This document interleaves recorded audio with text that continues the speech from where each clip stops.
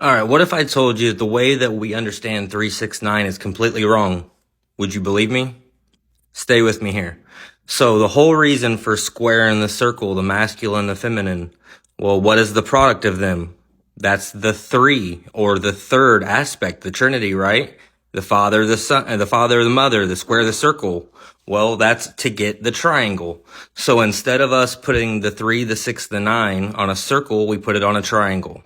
And then instead of us putting the 9 in the top, we use musical notes.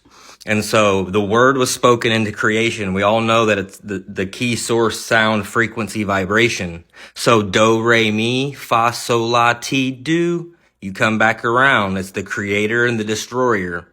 And so by having this is where you can see where 9 is everything and nothing. So even though 9 is not in our circle, we have 1 to 8.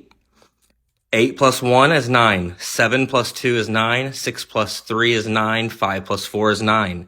9 is everywhere and nowhere. So we see this in number mirroring. We go 0 to 9 down, 0 to 9 up. You can see that the product of each one of these, left to right, is 9.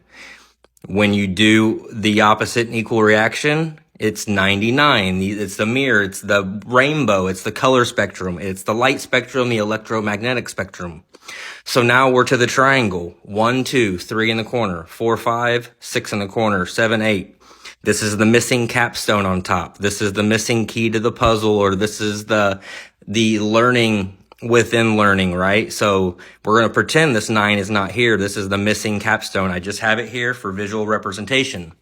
So 1 to 2, 2 to 4, 4 to 8, 8 to 7, 7 to 5, 5 to 1.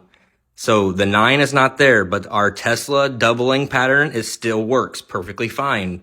1 to 2, 4 to 8, 7, 5, 1. 1, 2, 4, 8, 7, 5. 1, 2, 4, 8, 7, 5. So with this, you see our creation, our makeup, our tetrahedron, our spark in the middle. This is that energy. So the 3 and the 6, this is the energy that goes back and forth. Like it's the magnetic principle, right? That's the energy going back and forth, and then that spark in the middle, this is what creates creation, and sparks, this is the ethereal spark of the 9 to create matter.